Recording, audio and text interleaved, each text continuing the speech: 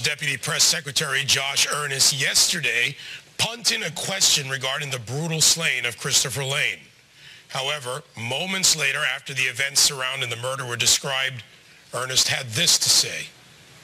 Well, just that this sounds like a pretty tragic case. I wouldn't want to get ahead of the legal process here, and it's clear that law enforcement officials are involved and are investigating. Talk about selective outrage. Because if the Obama standard for not commenting was because a legal process is ongoing, or if law enforcement officials involved or are involved, or if an investigation is taking place, then he should never have said this. But my main message is to the parents of Trayvon Martin. If I had a son, he'd look like Trayvon. Joining me with reaction to this glaring double standard is Robert Zimmerman.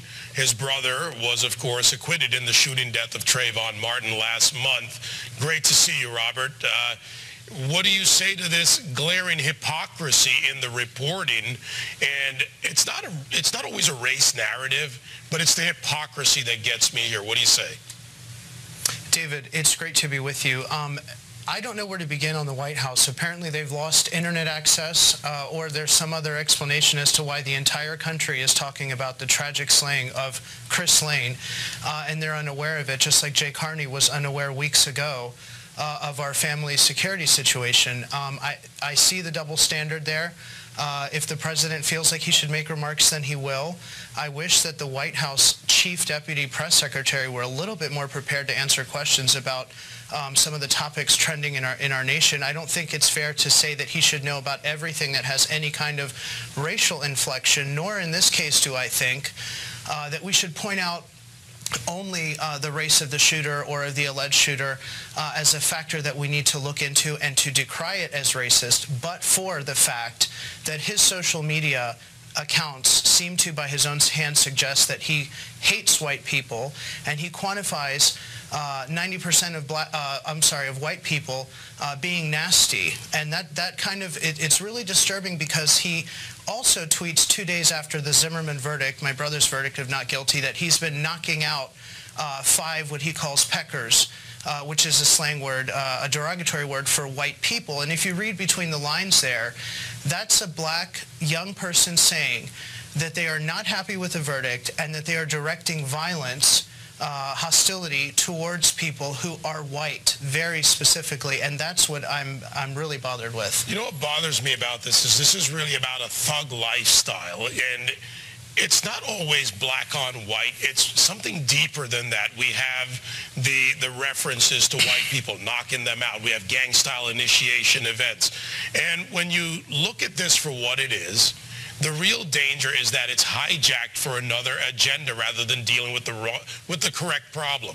In your brother's case, it was the false narrative that it was a race issue that was pushed, that was supported by the race profiteers out there. And here we have a case where, as Juan Williams and Colonel Allen West both agreed earlier, there are no civil rights leaders leading a charge on what's happening to our young children today and why they end up in these situations. So when it comes to this White House, one, I don't think they should weigh in on everything. But do you think the president has a responsibility to weigh in and say, we have a problem with our youth when they have this kind of moral character or lack of moral character?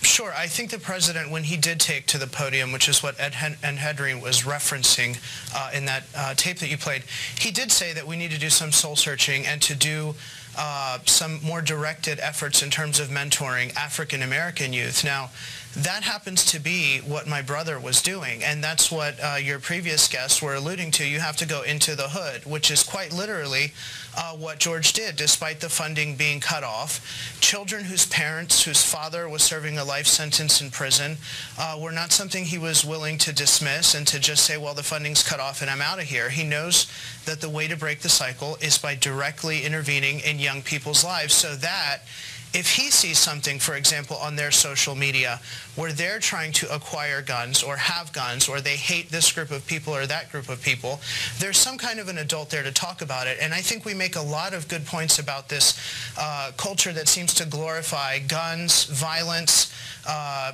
terrible treatment of women, drugs, cash, cars, whatever you want to call it. All the other things. And when we look at it for what it is, let's face it, they had a gun. It's illegal. Should not have had the gun. This is not about a legal gun owner. This is about a thug lifestyle. This is about ownership of something that is a deadly weapon and using it to kill another human being.